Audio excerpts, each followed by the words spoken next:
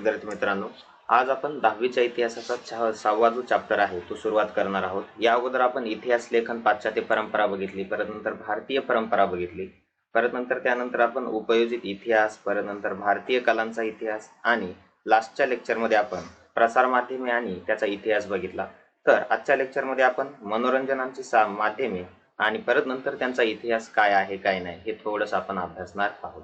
Okay, याच्या अगोदरचे जर तुम्ही लेक्चर बघितले नसतील तर बघून घ्या। ओके, आणि काही डाऊट असेल तर तुम्ही कमेंट सेक्शन मध्ये विचारू शकता। चला तर मग सुरुवात करूयात। बघ, आता याच्यामध्ये आपल्याला कोणते कोणते पॉइंट्स बघायचे आहेत।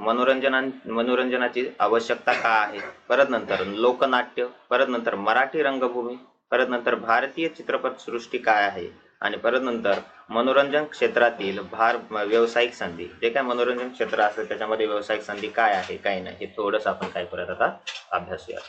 तर पहिल्यांदा मनोरंजनाची म्हणजे काय, मनोरंजनाची आवश्यकता का, की नॉर्मली आपण डे टू डे लाईफ मध्ये म्हणजे काय रोजच्या रोज आपण काम करत असतो, त्याच्यामधून थोडासा विरंगुळा म्हणून आपण स्वतःचं काय करत असतो, मनोरंजन करत असतो।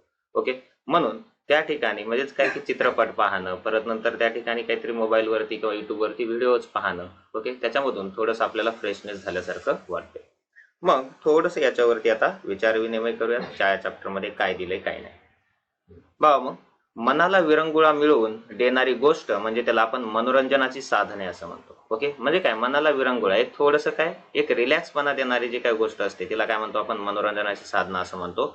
निरनिराळे छंद असतील, खेळ असतील, परत नंतर नाटक चित्रपटादी, ओके, करमणुकीची साधने, परत नंतर लेखन वाचनादी सवय इत्यादींचा अंतर्भाव मनोरंजनामध्ये होतो। ओके, कोणाकोणाला काय की नॉर्मली निरनिराळे छंद असतात। ओके, परत नंतर कोणाला खेळ खेळायला आवडते, कोणाला नाटक बघा चित्रपटादी आवडतात। ओके, परत नंतर लेखन वाचनादी म्हणजेच काय की नॉर्मली कोणाला जास्त वाचायला आवडते, हे प्रत्येकाचे काय आहेत मनोरंजनाची साधनं आहेत। आता व्यक्ती परत हे मनोरंजनाची साधनं काय होतात, बदलत जातात। ओके, आताच्या पिढीचा जर विचार जर केला तर मनोरंजन साधन कोणतं, मोबाईल आहे। ओके नाही, तर म्हणजे आता पूर्वीच्या काळामध्ये मोबाईल होता का, नव्हता, तरी पण लोकांचं मनोरंजन व्हायचं। ओके, मग आता पूर्वीच्या काळी लोकांचं मनोरंजन व्हायचं तर त्यामध्ये कशा मार्फत व्हायचं, ओके, हे थोडंसं याच्यामध्ये बघूयात। आता मनोरंजनाची आवश्यकता का आहे, उत्तम प्रतीचे निखळ मनोरंजन व्यक्तीच्या निकोप वाढीसाठी महत्वाचे असते। म्हणजेच काय की एकदम सुखी जीवन जगण्यासाठी मनोरंजन महत्वाचं असते। बघा, चाकोरीबद्ध जगण्यातील कंटाळा दूर करून मनाला चैतन्य, म्हणजे काय चाकोरीबद्ध म्हणजे काय, आपण जर नोकरी करत असतो तर आपल्याला रोजच्या रोज तेच डे टू डे लाईफ मध्ये करावं लागते, म्हणून थोडंसं त्याच्यामधून कंटाळा दूर करण्यासाठी आणि नवचैतन्य म्हणजे काय की मनाला नवचैतन्य देण्यासाठी, परत नंतर ताजेपणा देण्यासाठी, शरीराला उत्साह व कार्यशक्ती मिळवून देण्याचे काम मनोरंजन करते। बघा, छंद वा खेळांची जोपासना केल्याने व्यक्तिमत्वाचा विकास होतो। ओके, म्हणजेच काय की नॉर्मली जर तुम्हाला कोणते छंद असतील किंवा नॉर्मली त्या ठिकाणी तुम्ही खेळ खेळत असाल तर तुमचं जे काही व्यक्तिमत्व आहे ते काय होते, सुधारते। परत नंतर भारतात प्राचीन व मध्ययुगीन काळात उत्सव, सण सोहळे, खेळ, नाच गाणे इत्यादी मनोरंजनाची साधने होती। म्हणजेच काय की पूर्वीच्या काळामध्ये जर आपण विचार जर केला, आता पूर्वीच्या काळामध्ये मोबाईल तर नव्हता, हो की नाही, प्रत्येक जण मोबाईल मध्ये घुसून बसायला, हो की नाही। मग आता आताच्या काळामध्ये मोबाईल आला, पण पूर्वीच्या काळामध्ये जे काय उत्सव व्हायचे एकदम उत्साहामध्ये व्हायचे, सण सोहळे असतील, खेळ असतील, नाच गाणे असतील, ओके, यांनी सर्वांनी एकत्र येऊन बघत होते। परत नंतर नेक्स्ट बघा, आधुनिक काळात मनोरंजनाची अनेक साधने उपलब्ध आहेत। आता आधुनिक काळामध्ये मनोरंजनाची कोणती कोणती साधने उपलब्ध आहेत, आता बघा, मनोरंजनाचे दोन प्रकारांत वर्गीकरण करता येते। आता कोणते कोणते, कृतिशील आणि अकृतिशील। आता याच्यामध्ये जर बघितलं, कृतिशील रंजन म्हणजे एखाद्या क्रियेमध्ये त्या व्यक्तीचा प्रत्यक्ष शारीरिक असेल, मानसिक असेल सहभाग होय। म्हणजेच काय की नॉर्मली आता कृतिशील मनोरंजन जे आहे, म्हणजेच काय, जर तुम्ही नाटक करत असाल तर त्याच्यामध्ये तुमचं पण मनोरंजन होतंय आणि समोरच्या प्रेक्षकांचं पण मनोरंजन होतंय। म्हणजेच या ठिकाणी कृतिशील आणि अकृतिशील असे दोन वर्गीकरणामध्ये काय, दोन मनोरंजनाचे वर्गीकरण करता येते। म्हणून या ठिकाणी जे काय कृतिशील रंजन असते म्हणजे त्या ठिकाणी एखाद्या क्रियेमध्ये त्या व्यक्तीचा प्रत्यक्ष शारीरिक व मानसिक काय असतो, सहभाग असतो। परत नंतर हस्तव्यवसाय असेल, खेळ, ही कृतिशील मनोरंजनाची काय आहेत उदाहरणे आपल्याला पाहायला भेटतात। ओके, नेक्स्ट बघा, आपण जेव्हा खेळाचा सामना पाहतो, म्हणजेच काय की आता मला सांगा, आपण ज्यावेळेस खेळाचा सामना पाहतो की टीव्ही वरती मॅच बघतो किंवा क्रिकेट बघतो, प्रत्यक्षात आपण तिथं असतो का, नाही। बघा, पाहतो, संगीत ऐकतो, चित्रपट पाहतो, तेव्हा ते मनोरंजन अकृतिशील पातळीवर असते। म्हणजेच काय, आपण फक्त शांत बसून काय करत असतो, ते अनुभवत असतो। ओके आपण त्यामध्ये फक्त प्रेक्षक असतो, म्हणजे काय की ते ऐकण्याचं आपण काम करतो. म्हणून हे जे काय मनोरंजन आहे, या मनोरंजनाला आपण काय म्हणतो, अकृतिशील मनोरंजन असं म्हणतो. ओके या फॉर्म मध्ये. म्हणून मनोरंजनाचे दोन प्रकार आहेत. कोणते कोणते? कृतिशील आणि अकृतिशील. कृतिशील म्हणजे काय की ज्यामध्ये आपण प्रत्यक्षामध्ये कृती करतो, प्रत्यक्षामध्ये आपला शारीरिक आणि म्हणजे काय मानसिक त्यामध्ये काय असतो, सहभाग असतो, त्याला आपण कृतिशील मनोरंजन असं म्हणतो. आणि अकृतिशील मनोरंजनामध्ये फक्त आपण एक प्रेक्षक म्हणून त्या ठिकाणी काय करतो, काम बघतो. ओके या फॉर्म मध्ये. परत नंतर नेक्स्ट आहे लोकनाट्य. आता बघा लोकनाट्यामध्ये पहिल्यांदा बघा कठपुतळ्यांचा प्रयोग. आता बघा यामध्ये ज्यावेळेस मोहनजोदडो म्हणजे काय, इथं काय मोहनजोदडो असेल किंवा हडप्पा असेल, ग्रीस असेल, इजिप्त असेल, येथील उत्खननात ज्यावेळेस या ठिकाणी उत्खनन झाले त्यावेळेस त्या ठिकाणी मातीच्या बाहुल्यांचे अवशेष सापडले आहेत. ज्या काय मातीच्या बाहुल्या आहेत त्यांचे काय सापडलेत, अवशेष सापडले आहेत. आता तुम्ही जर खाली जर बघितल्या पिक्चर मध्ये तुम्हाला दाखवलेले आहेत बघा, म्हणजे काय कळसूत्री बाहुल्यांचा खेळ. म्हणजेच काय की नॉर्मली त्या बाहुल्या काय केल्या जातात, हातावरती नाचवल्या जातात. ओके ना. आता हे कधी तुम्ही टीव्ही मध्ये पण अनुभवलं असेल. बघा त्या कठपुतळ्याप्रमाणे बघा वापरल्या असल्याचे बघा असल्या म्हणजे काय असण्याची शक्यता आहे. यावरून हा खेळ प्राचीन आहे हे समजते. म्हणजेच काय की त्या काळापासून ह्या कठपुतळ्यांचा खेळ खेळला जात आहे. परत नंतर पंचतंत्र व महाभारतात या खेळाचा उल्लेख आहे. जे काय पंचतंत्र असेल किंवा महाभारतामध्ये म्हणजे जे काय कठपुतळ्यांचा खेळ आहे त्याचा उल्लेख आपल्याला मिळतो. परत नंतर प्राचीन भारतात या बाहुल्या बनवण्यासाठी लाकूड, लोकर, कातडे, शिंगे व हस्तिदंत यांचा वापर करत असत. म्हणजेच काय की नॉर्मली ह्या ज्या बाहुल्या आहेत ह्या बनवण्यासाठी कशा कशाचा वापर केला जायचा, एक तर लाकडाचा किंवा लोकराचा किंवा कातडे किंवा शिंगे किंवा हस्तिदंत म्हणजे हत्तीचे दात ओके यांचा काय केला जायचा, वापर केला जायचा.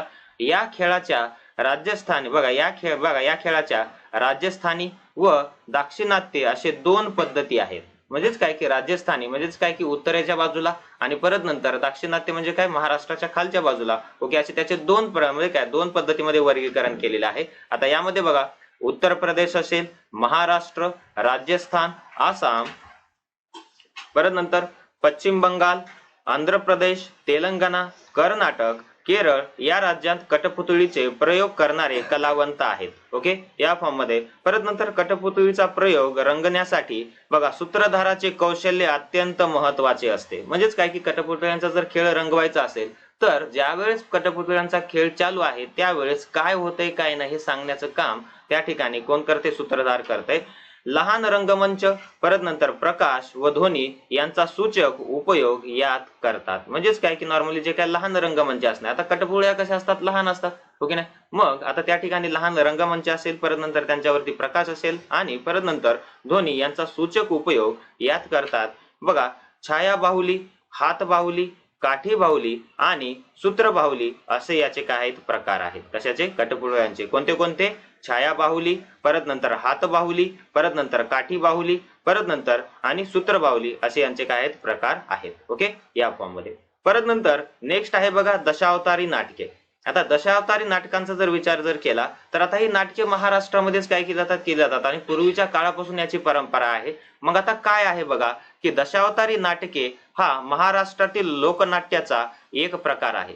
जर तुम्ही कधी पिकासो पिक्चर जर बघितला असेल तर त्यामध्ये दशावतारी नाटक म्हणजे काय दाखवलेलं आहे. म्हणजे काय एक चांगला पिक्चर एकदा तुम्ही बघून घ्या किंवा नॉर्मली त्याचं ट्रेलर जरी बघितलं तर तुम्हाला दशावतारी नाटक कसं असते की असं नाही. ओके याचा थोडासा तुम्हाला सुगावा लागेल किंवा युट्यूब वरती तुम्हाला खूप सारे व्हिडिओज त्या रिलेटेड तुम्हाला पाहायला भेटतील, एकदा बघून घ्या.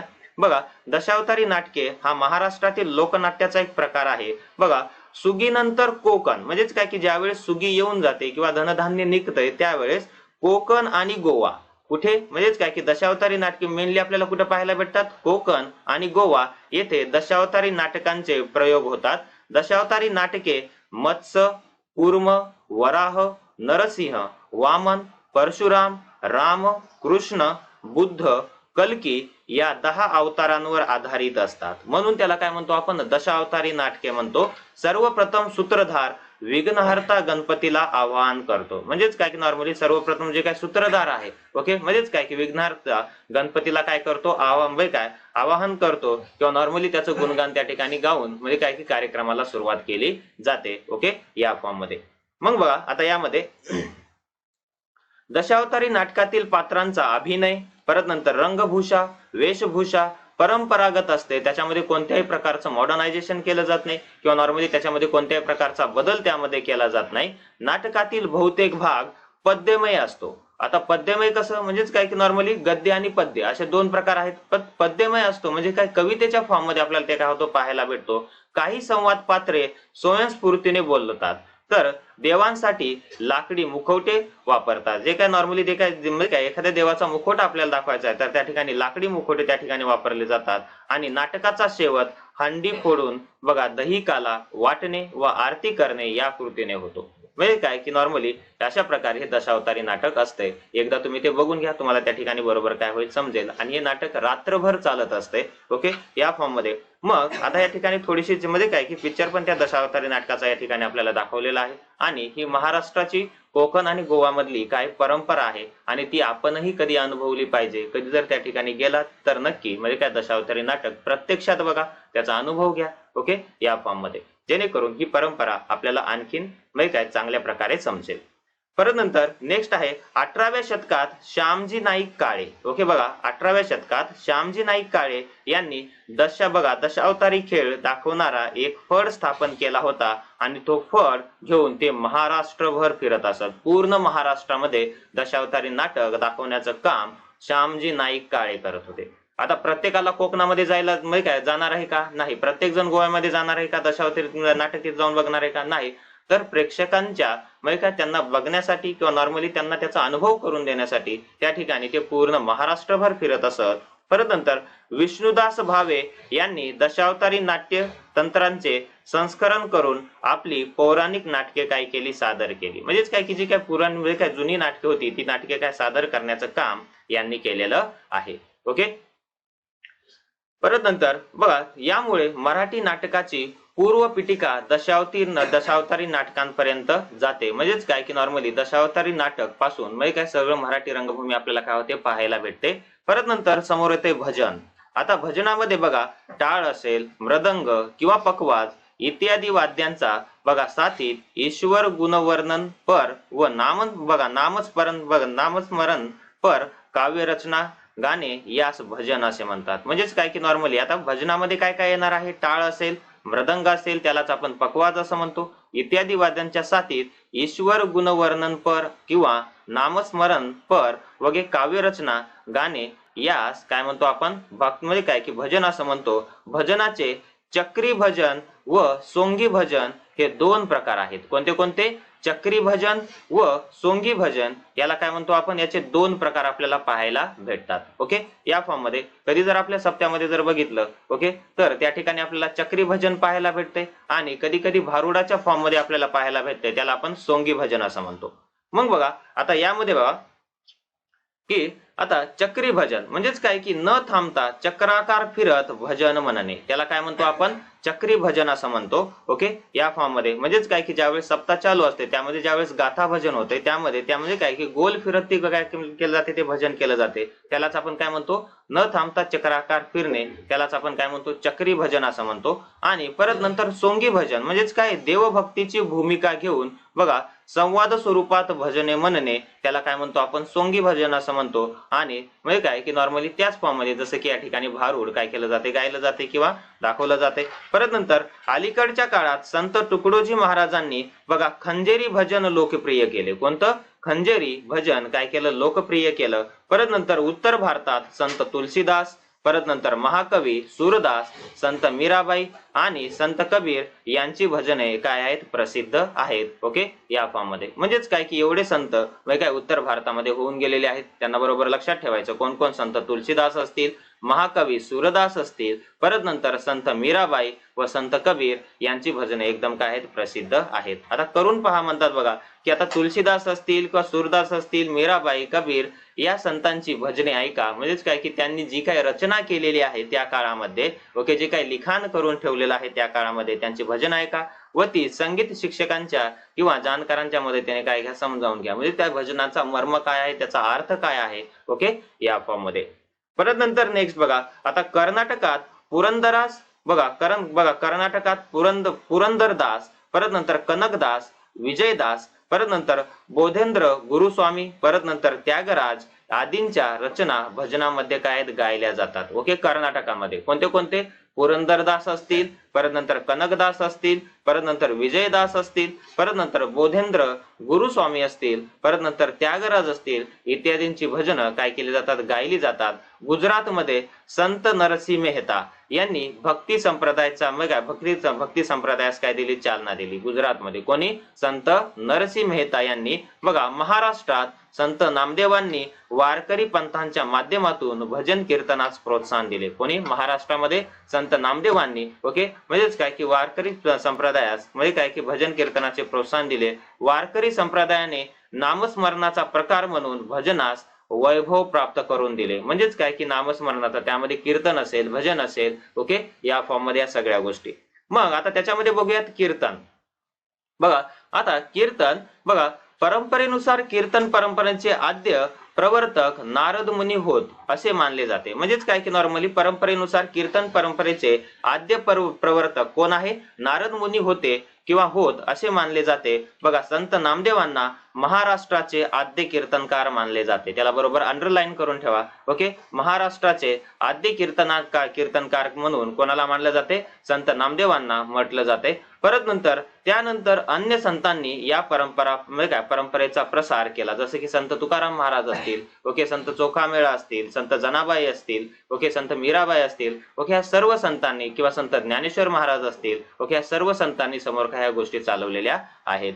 ओके, या फॉर्म मध्ये. परत नंतर आता कीर्तनकारास हरिदास किंवा कथेकरी बुवा म्हणतात. कीर्तनकारास काय म्हणतो आपण? हरिदास किंवा कथेकरी बुवा असं म्हणतो. परत नंतर कीर्तन करणाऱ्यास बघा पोशाख, परत नंतर विद्वत्ता व बघा वक्तृत्व, बघा त्यामध्ये काय? वक्तृत्व, गायन, वादन, नृत्य, विनोद यांकडे लक्ष द्यावे लागते. म्हणजेच काय की सर्वांचा मेळ एकदाच त्यामध्ये बसवावा लागतो. त्याच्या अंगी बहुश्रुतता असावी लागते. बहुश्रुतता म्हणजेच काय की नॉर्मली म्हणजे काय? प्रत्येक गोष्ट त्याला समजावी लागते.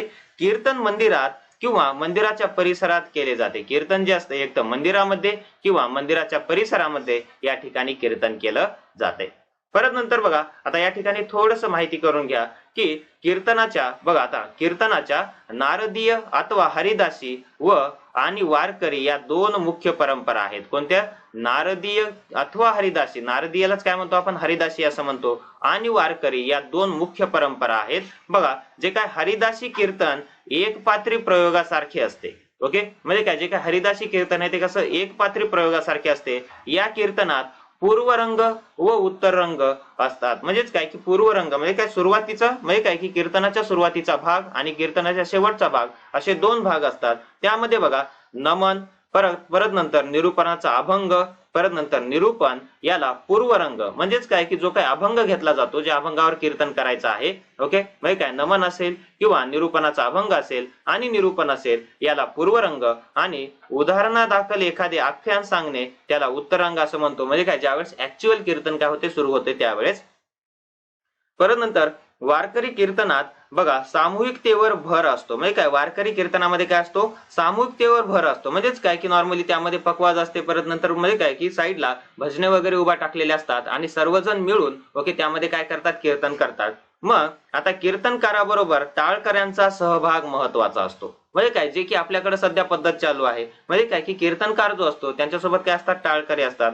स्वातंत्र्य चळवळीच्या काळात राष्ट्रीय कीर्तन नावाचा नवा प्रकार पुढे आला आणि हे कीर्तन नारदीय कीर्तन बघा नारदीय कीर्तनाप्रमाणे सादर केले जाते. बघा, यामध्ये स्वातंत्र्य चळवळीतील नेते, शास्त्रज्ञ, समाजसुधारक अशा थोर लोकांच्या चरित्राच्या ओके आधारे समाज प्रबोधन करण्यावर भर असतो. आणि त्याची सुरुवात वाईचे दत्तोपंत पटवर्धन यांनी केली. ओके, म्हणजेच काय की ते स्वातंत्र्यपूर्व काळामध्ये कीर्तन काय केले जायचे? चालवले जायचे. आणि ते सुरुवात कोणी केलेली आहे? दत्तोपंत पटवर्धन यांनी केली. याशिवाय महात्मा ज्योतिराव फुले प्रणीत ओके सत्यशोधक समाजानेही कीर्तनाच्या माध्यमातून समाज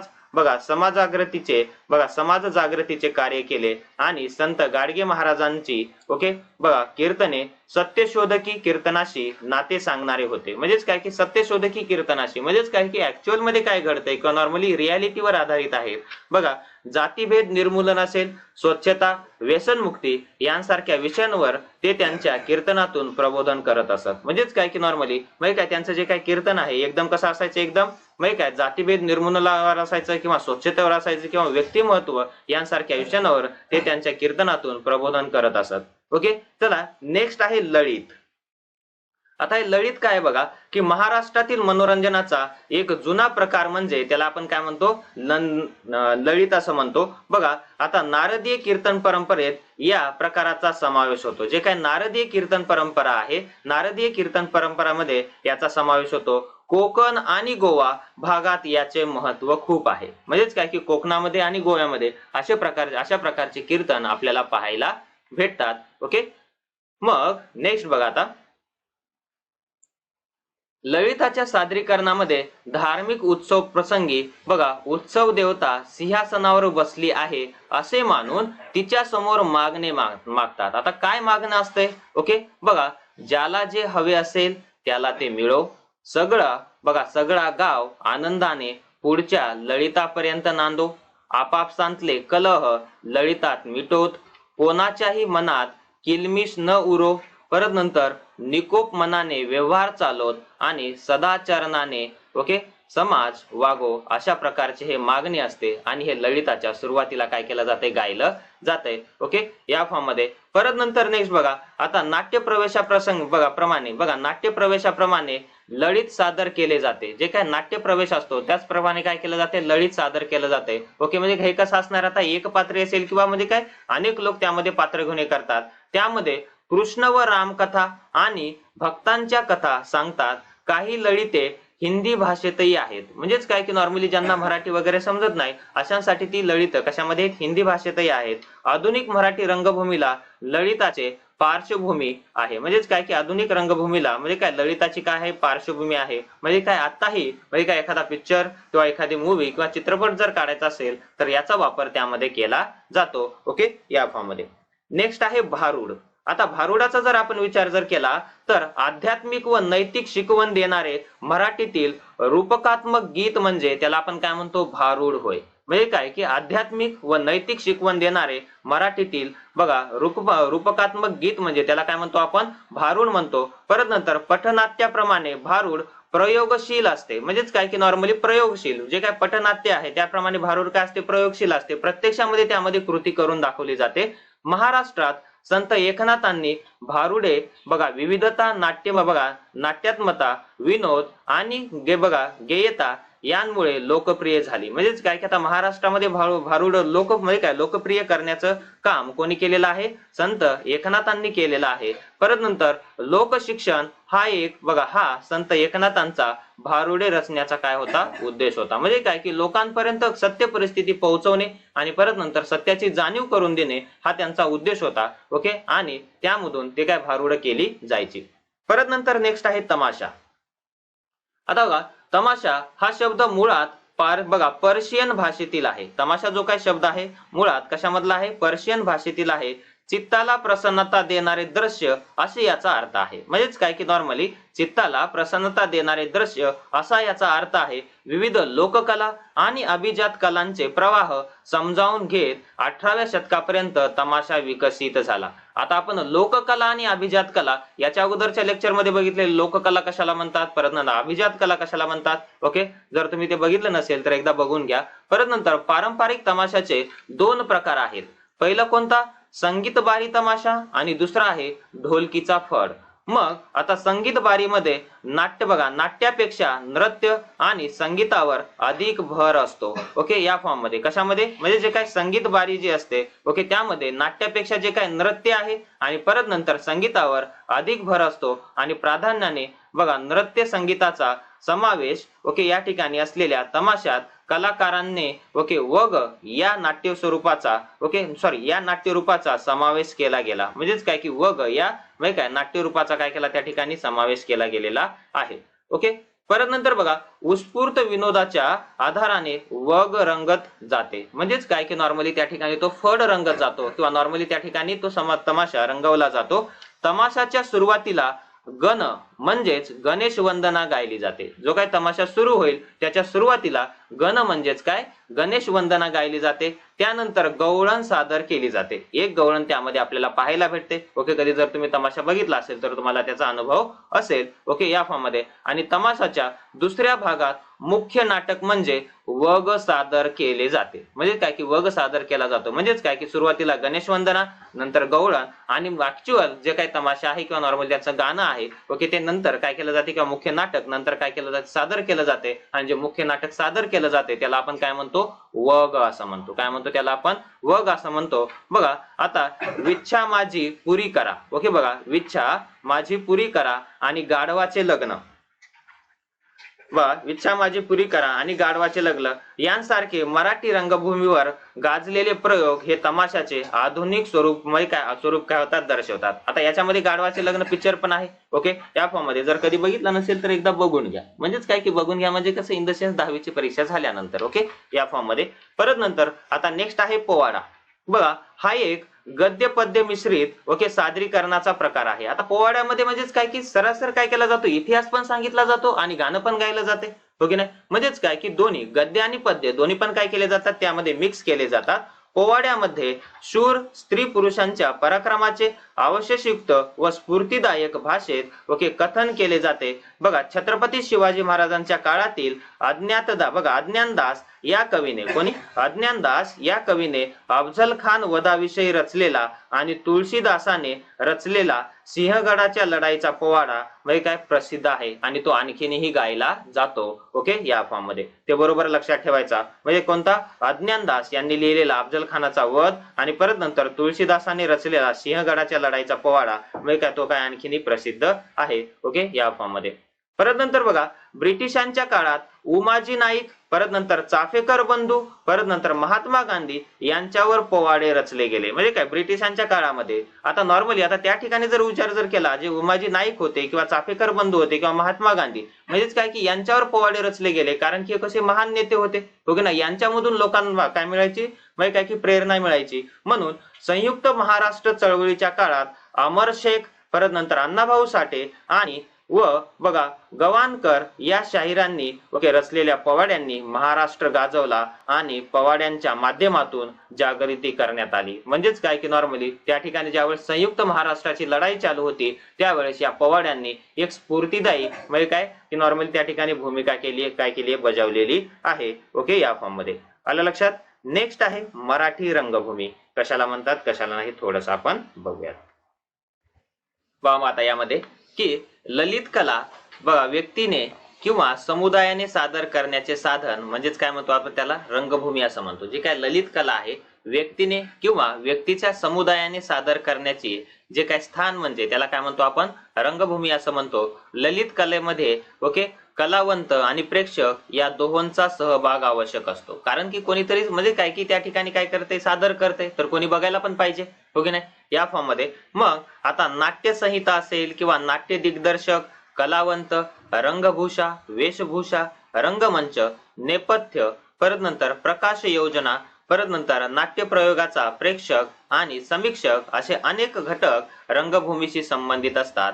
परत नंतर बघा नृत्य आणि संगीत यांचाही समावेश बघा नाटकामध्ये असू शकतो. जे काय नृत्य आणि संगीत जे आहे याचाही समावेश आपल्याला त्यामध्ये काय होतो पाहायला भेटतो. बघा नाटके बहुतेक बघा वेळा संवादाद्वारे सादर केले जाते. म्हणजेच काय की नॉर्मली नाटकामध्ये म्हणजे काही संवादावर काय होते ते सादर केलं जाते. परंतु काही नाटकांमध्ये भूमी बघा मूकाभिनय सुद्धा असतो. म्हणजेच काय की काही न बोलता सुद्धा काही नाटकं काय केली जातात सादर केली जातात. या प्रकाराला मूकनाट्य असे म्हणतात. या प्रकाराला काय म्हणतो आपण मूकनाट्य असं म्हणतो. ओके, या फॉर्म मध्ये. परत नंतर नेक्स्ट बघा आता तंजावरच्या भोसले राजवंशाने मराठी व बघा जे काय तंजावरचे भोसले राजवंशाने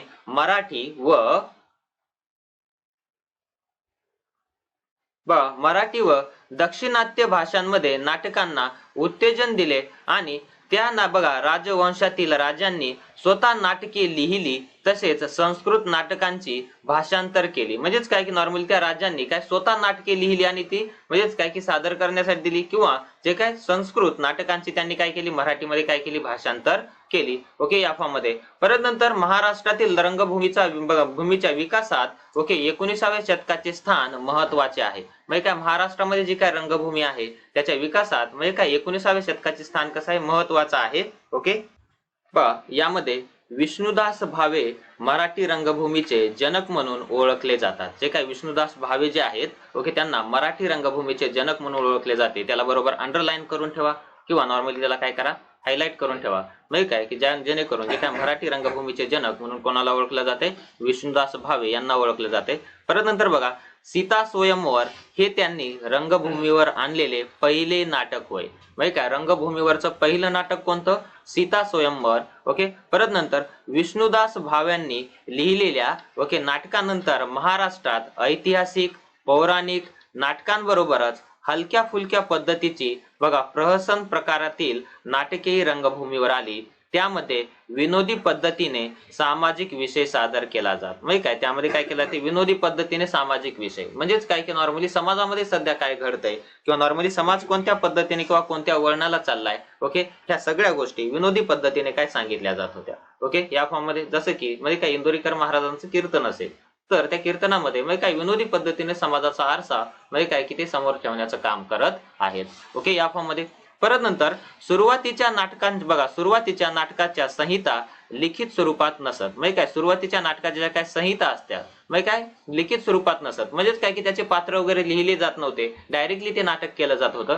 बऱ्याचदा त्यातील ओके गीते लिहिलेली असली तरी गद्य संवाद उत्स्फूर्त स्वरूपाचे असतं मग असत. म्हणजेच काय की नॉर्मली जो काय गद्य संवाद आहे किंवा नॉर्मली जे बोललेलं जे काय आहे ते लिहिलेलं नव्हतं. परत नंतर मुद्रित स्वरूपात संहिता उपलब्ध असणारे पहिले नाटक, मुद्रित स्वरूपात संहिता उपलब्ध असणारे म्हणजेच काय की लिखित स्वरूपात उपलब्ध असणारे बघा वि. ज. कीर्तने यांनी बघा 1861 साली लिहिलेले थोरले माधवराव पेशवे हे होय. म्हणजेच काय की पहिलं नाटक संपूर्णपणे लिहून ते काय केलं होतं सादर केलं होतं, आणि ते नाटक होतं थोरले माधवराव पेशवे.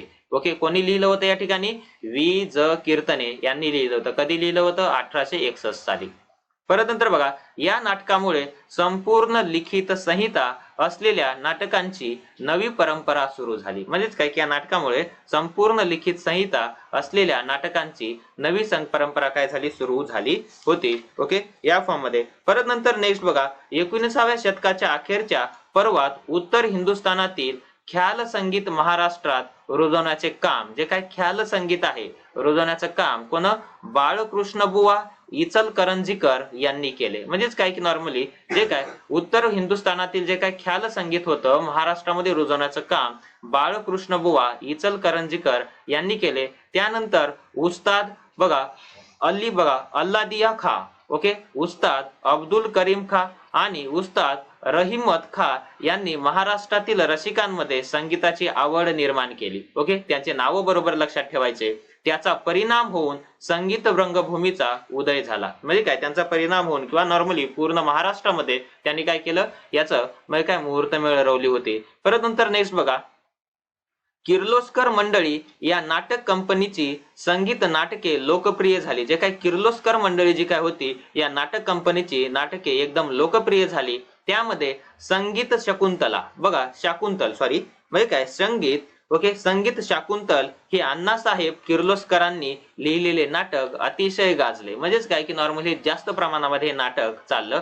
परत नंतर बघा संगीत नाटकामध्ये गोविंद बल्लाळ देव यांनी बघा लिहिलेले संगीत शारदा हे नाटक अत्यंत महत्वाचे आहे. संगीत नाटकांमध्ये जे काय गोविंद बल्लाळ यांनी लिहिलेलं कोणतं संगीत शारदा हे नाटक अत्यंत महत्वाचं आहे. बघा या नाटकात बघा जरठ कुमारी विवाह या तत्कालीन अनिष्ट ओके प्रथेवर विनोदी पद्धतीने परंतु मार्मिक टीका केली गेली. जे काय जरठ कुमारी ही जी परंपरा होती ओके आणि त्यांचं म्हणजे काय विवाह केला जात नव्हता तर त्याच्यावरती म्हणजे काय विनोदी पद्धतीने पण त्या ठिकाणी मार्मिक टीका त्यांनी केली. याखेरीज श्रीपाद कृष्ण बघा कोल्हटकर यांचे मूकनायक ओके परत नंतर कृष्णाजी प्रभाकर व कृष्णाजी प्रभाकर खाडीलकर यांचे संगीत संगीत मानापमान, परत नंतर राम गणेश गडकरी यांचे एकच प्याला ही नाटके रंगभूमीच्या इतिहासात महत्वाची आहेत. कोणती कोणती म्हणजेच काय की नॉर्मली या ठिकाणी राम गणेश गडकरी यांचे कोणतं एकच प्याला ही नाटके रंगभूमीच्या इतिहासात महत्वाची. आता हे बरोबर काय करायचं लक्षात ठेवायचं, कोणी कोणतं नाटक लिहिलंय म्हणजेच काय की त्यामध्ये डायरेक्टली तुम्हाला जोड्या लावांसाठी काय केलं जाते ते विचारलं जातंय. ओके या फॉर्म मध्ये. परत नंतर नेक्स्ट बघा, आता माहिती आहे का तुम्हाला महाभारत या महाकाव्यातील घटना घेऊन तत्कालीन ब्रिटिश साम्राज्यशाहीवर सूचित टीका करणारे कीचकवध म्हणजे काय हे नाटक खाडीलकर यांनी लिहिले. म्हणजेच काय की नॉर्मली आता जे काय म्हणजे काय इंग्रजांची सत्ता होती, तर त्यांच्यावरती टीका करणं डायरेक्टली असं जमत नव्हतं, तर ती नाटकाच्या स्वरूपात केली जायची. परत नंतर कीचकवधातील द्रौपदी म्हणजे असहाय्य भारत माता. ओके बघा, कीचकवधातील द्रौपदी म्हणजे असहाय्य भारत माता, युधिष्ठिर म्हणजे मवाळ पक्ष मवाळ पक्ष, जे काय युधिष्ठिर म्हणजे काय मवाळ पक्ष, भीम म्हणजे दहाल पक्ष आणि कीचक म्हणजे सत्तांश म्हणजे काय वायसरॉय लॉर्ड कर्झन अशा स्वरूपात अशा रूपकात प्रेक्षक हे नाटक पाहत आणि त्यांच्या मनात ब्रिटिश साम्राज्यशाही बद्दल चीड निर्माण होईल. म्हणजेच काय की एवढ्या म्हणजे काय प्रभावीपणे हे नाटक त्या ठिकाणी केलं जायचं.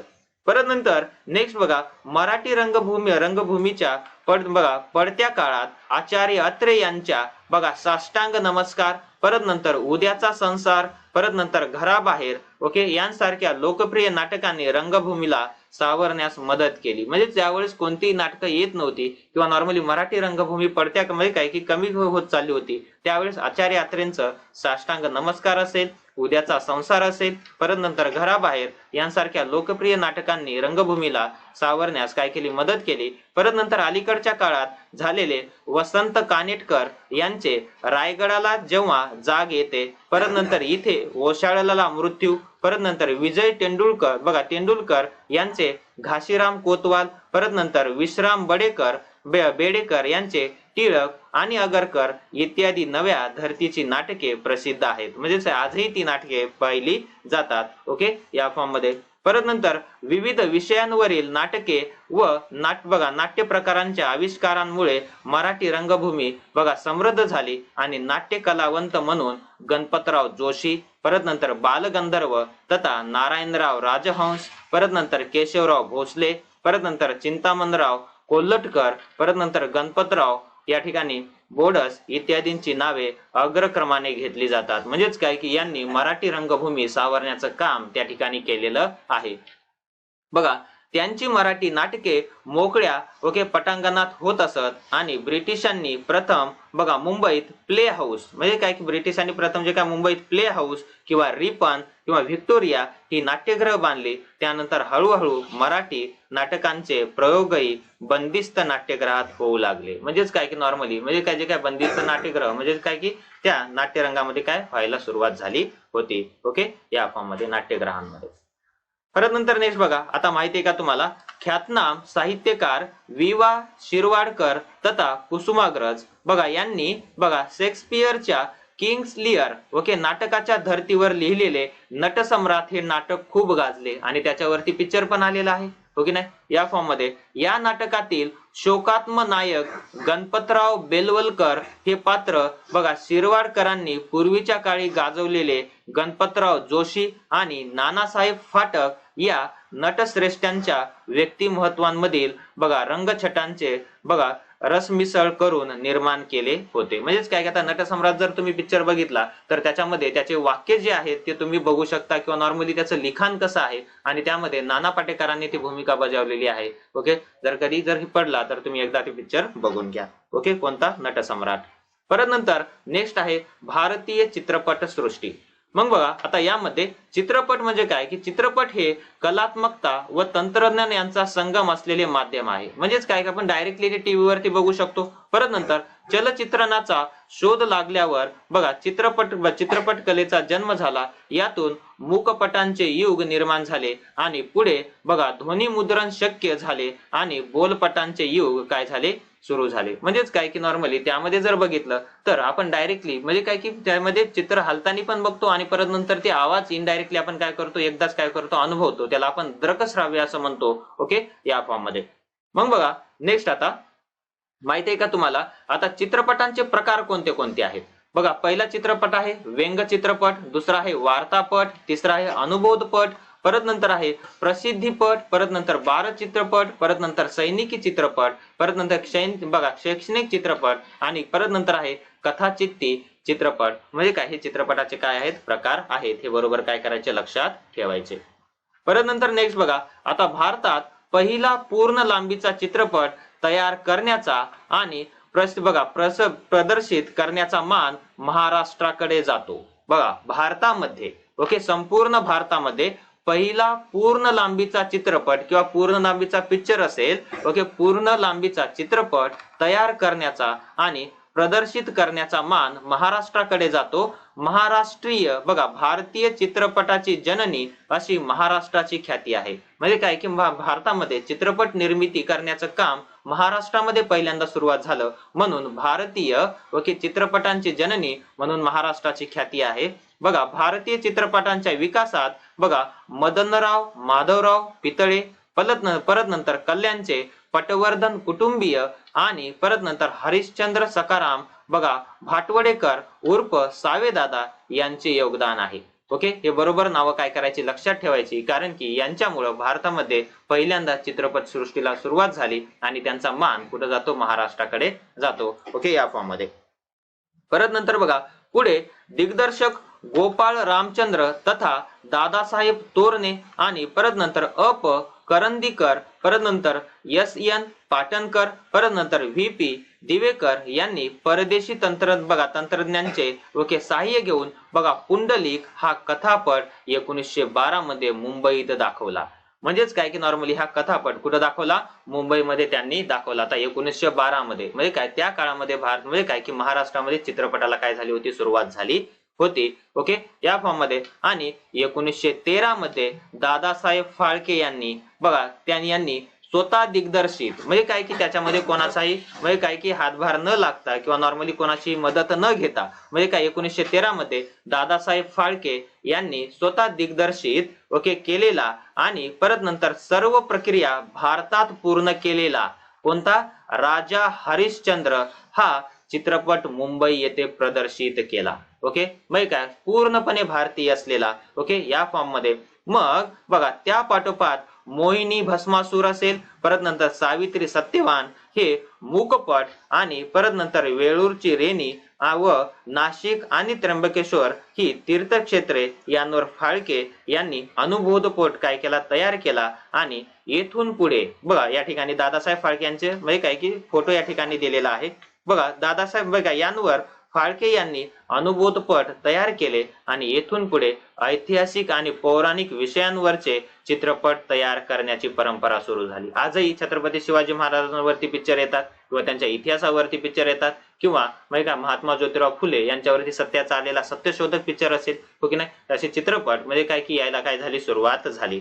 परत नंतर बघा नेक्स्ट बघा पुढे भारतात पहिला बघा सिने कॅमेरा तयार करणारे आनंदराव पेंटर म्हणजे काय सिने कॅमेरा जे की म्हणजे काय की नॉर्मली त्या ठिकाणी जो काही पिक्चर रेकॉर्ड करण्यासाठी ओके करणारे कोण, त्या ठिकाणी आनंदराव पेंटर यांनी चित्रपट निर्मितीत एक रस दाखवला आणि त्यांचे मावस बंधू बाबूराव पेंटर तथा मिस्त्री यांनी ओके 1918 मध्ये बघा सैरंध्री चित्रपट काढला. कोणता, सैरंध्री चित्रपट काढला. आता याच्या तुम्हाला क्लिप काय म्हणजे काय की युट्यूब वरती तुम्हाला पाहायला भेटेल. जर कधी भेटल्यात किंवा नॉर्मली जर वेळ मिळाला तर एकदा तुम्ही बघून घ्या. म्हणजेच काय की त्या काळातील त्या गोष्टी आपल्याला काय होतील, समजतील. म्हणजे त्या काळामध्ये पिक्चर कसे होते, आताच्या काळामध्ये काय बदल झालेले आहेत काय नाही, या फॉर्म मध्ये. परत नंतर सिंहगड हा पहिला ऐतिहासिक मूकपट ओके कसा होता, मूकपट होता. ओके बघा नॉर्मली सिंहगड हा पहिला ऐतिहासिक मूकपट कल्याणचा खजिना, बाजीप्रभू देशपांडे, नेताजी पालकर हे ऐतिहासिक चित्रपट त्यांनी काढले. म्हणजेच काय की नॉर्मली म्हणजे त्याच्या इतिहासावरती चित्रपट काढण्यास सर्वात जास्त भर होता. परत नंतर त्याखेरीज बघा सावकारी पास हा पहिला वास्तववादी चित्रपट त्यांनी काढला. पहिला म्हणजेच काय की वास्तववादी, सध्या समाजामध्ये काय चाललंय, आता त्या काळामध्ये सावकारी जास्त चालायची, म्हणून त्याखेरीज सावकारी पास हा पहिला वास्तववादी चित्रपटही त्यांनी काढला. आता 1925 मध्ये बाजीराव मस्तानी ओके चित्रपट काढणाऱ्या भालजी पेंढारकरांच्या ऐतिहासिक चित्रपटांमधून राष्ट्रीय विचारसरणीचा प्रसार होत आहे हे लक्षात आल्यावर ब्रिटिशांनी त्यावर निर्बंध घातले आणि इतिहासावर चित्रपट काढण्यास त्यावेळेस काय केली, बंदी करण्यात आली. आता बघा बाजीराव पेशवे किंवा बाजीराव मस्तानी हा पिक्चर तुम्ही बघितला असेल. ओके, आता हा आताच्या काळामध्ये आलेला पिक्चर वेगळा आहे आणि त्या काळामध्ये आलेला पिक्चर वेगळा आहे, पण त्याच्यामध्ये जो काही इतिहास आहे तो इतिहास कसा असणार आहे, सारखाच असणार आहे. फक्त त्याच्यामध्ये वापरलेले गेलेली टेक्नॉलॉजी असेल किंवा कॅमेरे असतील किंवा नॉर्मली तिथे जे काय व्हॉइस रेकॉर्ड असेल हे सगळ्या प्रकारचे काय बदल थोडेसे किंवा अॅनिमेशन्स असतील. ओके, हे अॅनिमेशन पर आता सध्या दाखवलेलं आहे, पण त्या काळामध्ये बाजीराव मस्तानी एक सिंपल वे मध्ये काय केलं त्यांनी दाखवलेलं आहे. ओके, या फॉर्म मध्ये आता थोडंसं ते माहिती करून घ्या, तिथे सांगितले ते एकदा काय करा तुम्ही वाचून घ्या. मग बघा नेक्स्ट खाली होतं का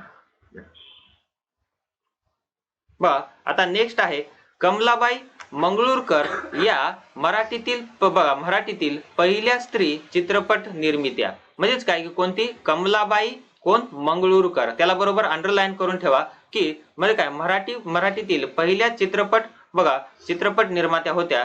त्यांनी बघा सावळ्या तांडेल, बघा कोणता, सावळ्या तांडेल आणि परत नंतर पन्नादाई ओके हिंदी हे बोलपट तयार केले. म्हणजेच काय की नॉर्मली त्यामध्ये कृती पण दिसायची आणि ज्या ठिकाणी ते माणसं आहेत ते बोललेले पण दिसायचे. परत नंतर 1944 मध्ये प्रभात कंपनीने काढलेला रामशास्त्री चित्रपट गाजला. कोणता, रामशास्त्री चित्रपट गाजला. आणि स्वातंत्र्योत्तर काळात आचार्य अत्रे यांनी बघा महात्मा फुले यांच्या जीवनावर बघा विश्राम बेडेकर यांनी वासुदेव बळवंत फडके यांच्या जीवनावर चित्रपट काढला. परत नंतर दिनकर बघा द पाटील यांनी धन्य ते संताजी धनाजी हा चित्रपट काढला. हे चित्रपटाची नावं बरोबर लक्षात ठेवायची, कोणी कोणता चित्रपट काढला जोड्यांमध्ये आपल्याला येऊ शकते किंवा रिकाम्या जागांमध्ये पण आपल्याला येऊ शकते. ओके, या फॉर्म मध्ये. परत नंतर प्रभाकर पेंढारकर यांचा बाल शिवाजी हा चित्रपट महत्वाचा होय. म्हणजे आता त्या काळामध्ये पण छत्रपती शिवाजी महाराजांवरती काय पिक्चर काढलेली आहेत आणि आता पण निघतच आहेत. ओके, या फॉर्म मध्ये. परत नंतर बघा आता भारतीय चित्रपटांना आंतरराष्ट्रीय स्तरावर स्थान मिळवून देणारा पहिला चित्रपट म्हणजे संत तुकाराम. ओके, म्हणजेच काय की नॉर्मली या चित्रपटानं म्हणजे काय की आंतरराष्ट्रीय स्तरावरती म्हणजे काय की मराठीमध्ये काय की जे काय भारतीय चित्रपटाला काय स्थान मिळवून दिलं.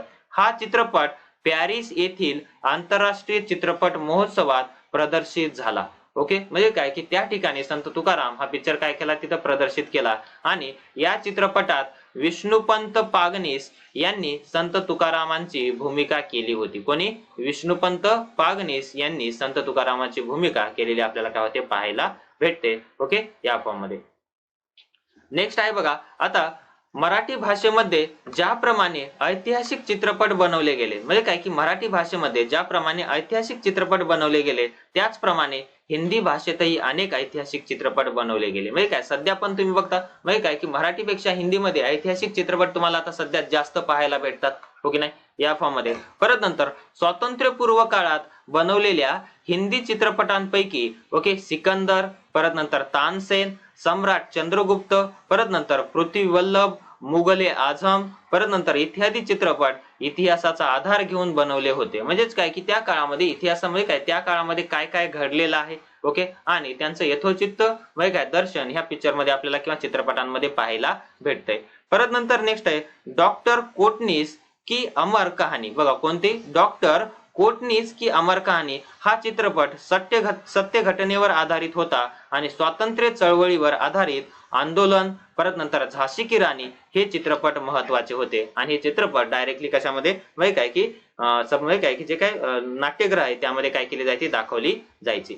परत नंतर बघा आता यामध्ये बॉम्बे टॉकीज, परत नंतर फिल्मिस्तान, राजकमल प्रोडक्शन, परत नंतर आर.के. स्टुडिओज, नवकेतन इत्यादी कंपन्यांनी चित्रपट निर्मितीच्या क्षेत्रात भरीव कामगिरी केल्याचं आपल्याला काय होते पाहायला भेटतंय. ओके, या फॉर्म मध्ये. आता चला शोध या त्याच्यामध्ये बघा जमलं तर बघा की आंतरजालाच्या मदतीने म्हणजेच काय की इंटरनेटच्या मदतीने 1970 ते 2015 पर्यंतचे ऐतिहासिक विषयांशी संबंधित मराठी चित्रपट शोधा. ओके, आता तुम्हाला खूप सारे चित्रपट त्या ठिकाणी पाहायला भेटतील.